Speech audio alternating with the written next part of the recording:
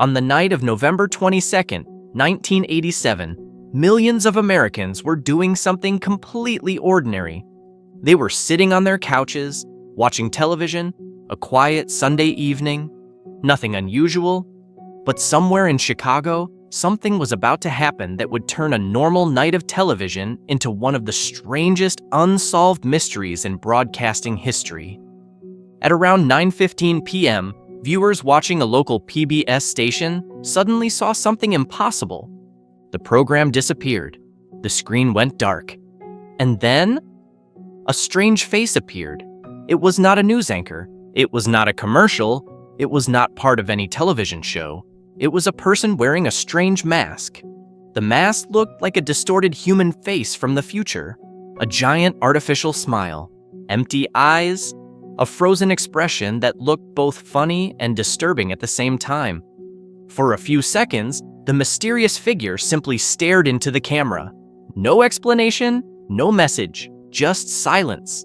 Then, as quickly as it appeared, it was gone. The television program returned. For most viewers, it seemed like a strange technical problem. Maybe a broadcast error. Maybe some kind of interference. But a few people realized something much more disturbing. Someone had taken control of the television signal. Someone had broken into a live broadcast, and they had done it deliberately. But that was only the beginning, because 2 hours later, the mysterious figure came back. And this time, he wanted everyone to see him. The year was 1987, a time before YouTube, before social media, before anyone could instantly upload a strange event and share it with millions of people. Television was still a powerful and trusted medium. For many families, the television screen was their connection to the outside world. If something appeared on television, people assumed it was real. News was real. Advertisements were real. Shows were real. The idea that a complete stranger could suddenly hijack a major television channel sounded almost impossible. But that night, someone proved that it could happen. The strange character chosen by the attacker was not random. The person was wearing a mask based on Max Headroom. For people living in the 1980s, Max Headroom was a familiar face. He was a fictional computer-generated television personality, a futuristic character created to represent the strange relationship between humans and technology. He had a plastic-looking face, a robotic voice, and an exaggerated personality. He appeared in commercials, television shows, and advertisements. He was supposed to represent the future, a world where technology and entertainment became connected. But on that night in Chicago, the future arrived in a very different way. It came through a stolen television signal, and it was terrifying. The first interruption lasted only around 25 seconds, short enough that many people probably forgot about it. But then, at approximately 11:16 p.m., something much bigger happened. The target was WGN-TV, one of Chicago's major television stations. At the time, the station was broadcasting a sports segment, a normal program, a normal night. The host was speaking about the latest sports news. Millions of viewers expected another ordinary television moment. Instead, the screen suddenly changed, the broadcast disappeared, and the masked figure returned. This time, he was ready. The mysterious person appeared in front of a dark background. Behind him was a spinning Max Headroom logo. The image looked strangely planned. This was not a random accident. Someone had created a performance. A bizarre, carefully prepared television performance. And now, the entire city was watching. The figure moved strangely in front of the camera. He copied the exaggerated movements of the real Max Headroom character. His voice was distorted electronically, making him sound like a machine. Then he began speaking. But what he said only made the mystery deeper. He mentioned people connected to Chicago television. He mocked advertisements. He referenced popular culture. He repeated phrases that sounded meaningless. It felt like watching a strange comedy show created by someone who did not care if anyone understood the joke. But underneath the humor was something unsettling. Because this was not happening inside a studio. This was happening on thousands of television screens without permission. A stranger had entered people's homes, not physically, but through the one device almost every family owned, their television. The entire broadcast lasted around 90 seconds, but for the people watching, it probably felt much longer, because nobody knew what was happening. Was this a prank? A political message? A protest? A threat? Nobody knew. And then came the strangest moment. Near the end of the broadcast, another person appeared, someone wearing a costume. The masked figure continued his bizarre performance. Then the scene became even more absurd. He seemed to be punished in a strange parody of a scene from television. The moment felt almost impossible to describe. It was funny, it was confusing, and somehow it was disturbing.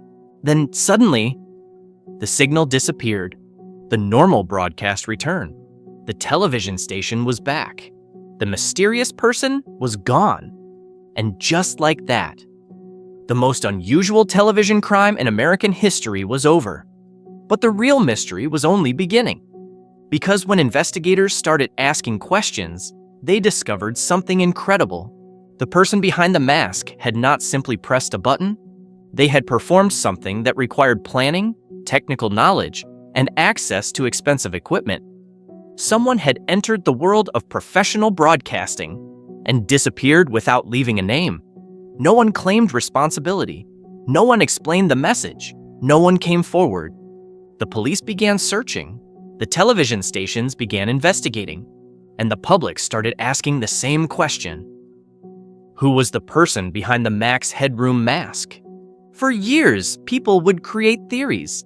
Some believed it was an angry television engineer. Others thought it was a group of hackers. Some believed the entire thing was an artistic statement about television culture. But the truth was much stranger, because the biggest question was not only, who did it? The bigger question was, how did someone manage to take over 2 television broadcasts and vanish completely? And decades later, that question still has no official answer. When investigators began looking into the Max Headroom incident, they quickly realized something important. This was not a simple television prank.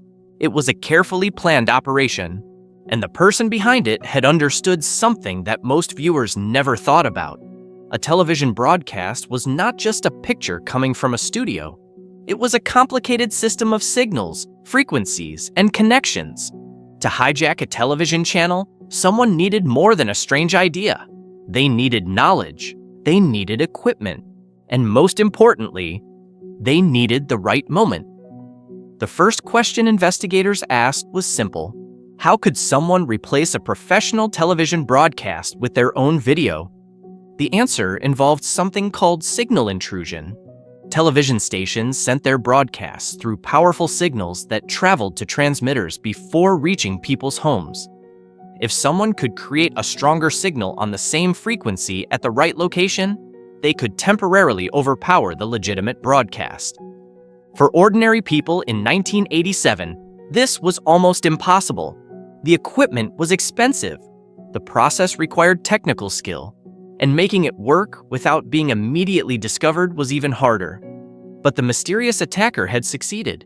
Not once, twice, and that created an even bigger mystery. Why? Why would someone spend so much time and effort to create a bizarre 90-second performance? There was no money involved, no political demand, no message to a government, no attempt to promote a company or organization. The attacker simply wanted to appear and then disappear. That was what made the incident so fascinating. Most crimes have a motive.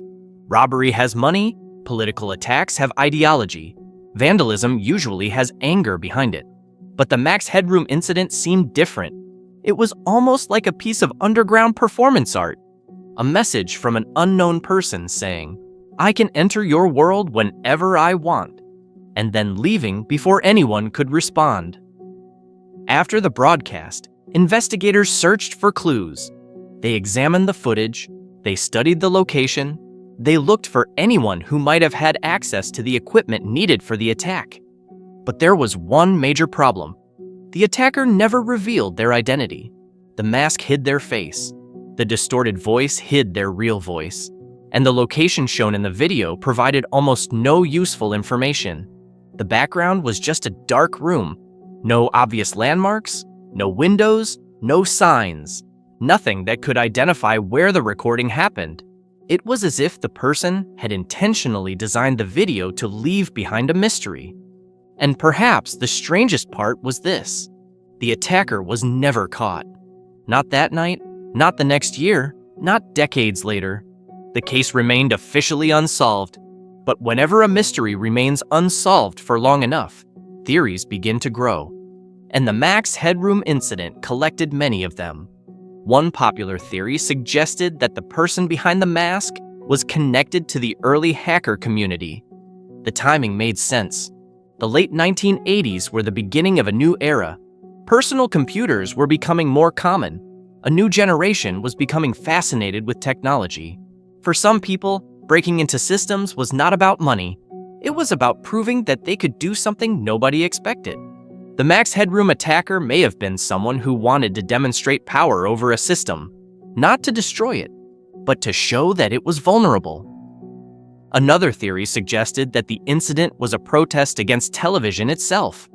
After all, the attacker chose Max Headroom for a reason. The character represented the strange future of media, a world where entertainment, advertising, and technology were becoming mixed together.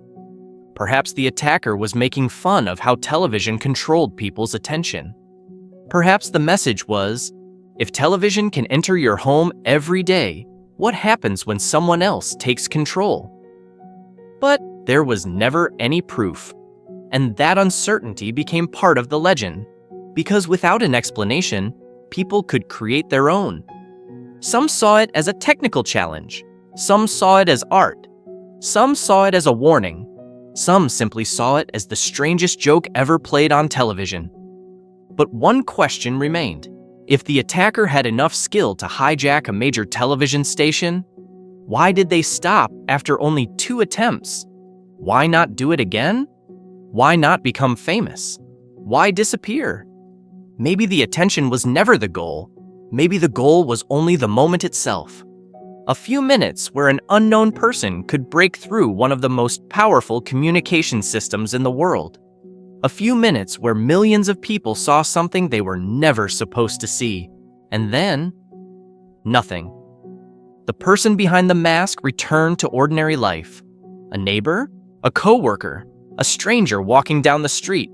Someone who could have been sitting among the viewers watching the news reports about the mysterious broadcast. And nobody would know. That might be the most unsettling part of the entire story. The Max Headroom incident happened before the internet changed everything. Today, if someone created something strange, millions of people would search for clues.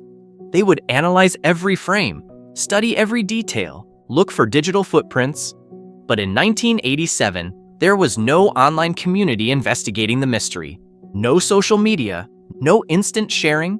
The event existed only as a strange memory, a recording on old videotapes, a story people told each other, a mystery frozen in time. And maybe that is why the incident remains so powerful, because it represents something that feels almost impossible today. A moment when someone appeared in front of millions of people, without a name, without an explanation, without leaving a trace. In a world where almost everything can be recorded, searched, and identified, the idea of a person disappearing completely feels almost unreal. But in 1987, for one strange night in Chicago, it happened. A stranger wearing the face of a fictional computer personality entered thousands of homes. He interrupted television, he confused millions, and then he vanished. More than 30 years later, investigators still do not know who was behind the mask. The identity of the Max Headroom attacker remains one of television's greatest unsolved mysteries. But perhaps the reason people still remember this story is not because of the technology. It is not because of the strange costume. It is not even because someone managed to hijack a broadcast. The real mystery is something much more human. Why did someone want to be seen, but never wanted to be known? Why create a message, but hide the meaning? And why, after achieving something that could have made them famous, did they choose to disappear forever? Maybe one day, the person behind the mask will finally reveal the truth. Or maybe the Max Headroom incident will remain exactly what it has always been, a strange signal from the past, a forgotten voice from another era, a reminder that sometimes the greatest mysteries are not hidden in distant places. They are hidden inside ordinary moments. A television screen, a quiet night, and a face that appeared for only a few minutes before disappearing forever.